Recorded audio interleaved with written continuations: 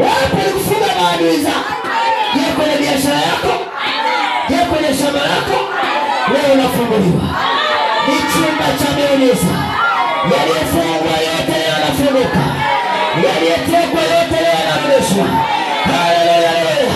Kwa sababu unakuketi kwenye chumba ukila chakula cha Pasaka, ukiwa na nabii wetu wa kimataifa Baba Mzee Yesu, na kutangazia mama, baba, kijana wangu, yale mambo yako yafungwa yote yafunguliwa.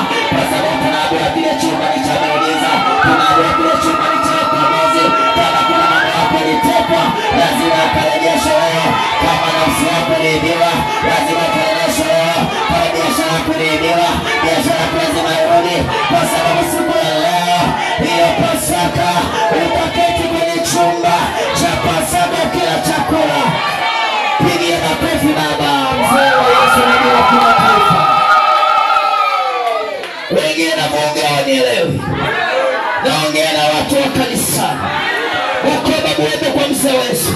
Ninaongea na wewe unanifuatilia kwenye Facebook na kwenye YouTube.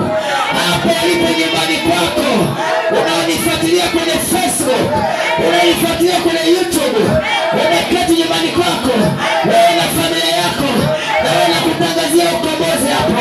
Mzee Yesu lazima afike hapo nyumbani kwako. Lazima aingie hapo nyumbani kwako. Lazima afike hapo nyumbani kwako. Kama na ulifunga kwenye ile gereza, leo unatolewa kwenye ile gereza. Na kazi yako itaenda vizuri. Kama ulifunga kule kwenye ile kaburi, leo unatolewa kwenye ile kaburi. Na mambo yako ni sawa sawa. Kwa sababu ya Pasaka, tunakwenda kula chakula. Tunaketi kwenye chumba cha miujiza, chumba cha ukombozi.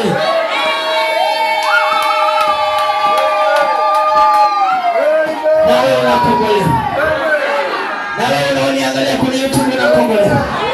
Hata kama ni mtumishi, ulikuwa unahudumia watu, umepewa tawi, lakini mambo yanasuasua, kazi haiendi vizuri ya chizezoni, lakini nakutangazia mtumishi wa zamu, unaniangalia kwenye YouTube, unaniangalia kwenye Facebook, unaniangalia ulio kanisani hapa Mwembe, nasema na wewe mtumishi, kwa sababu leo unaingia kwenye chumba kula chakula cha Pasaka na nabii nani Baba Mzee Yesu.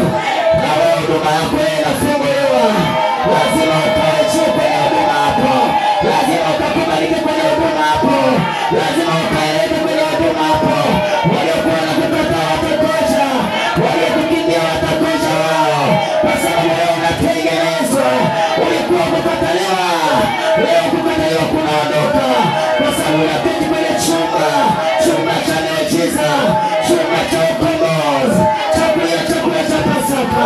Pigia makofi Baba Mzee wa Yesu. Amen, amen, amen. Amen, amen, amen. Kama unanielewa vizuri, hebu tumpigie makofi nabii wa kimataifa Baba Mzee wa Yesu, aliyekuwa analia Pasaka njema akiwa na Jesus only. Pigia makofi makubwa kabisa. Ni nabii wa pekee jamani. Ni nabii mwenye upendo jamani. Ni nabii anawajali waumini wake, anawajali wanafunzi wake. Kwa maana wanasema tutaketi pamoja na yeye kwenye chumba tukila naye chakula cha Pasaka. Amini hivyo mama yangu, amini hivyo baba yangu. Mzee Yesu tunaye kiroho hapo Mwembe Bukoba. Mzee Yesu yuko hapa kiroho Bukoba Mwembe. Anakuhudumia mama, anakuhudumia kijana wangu.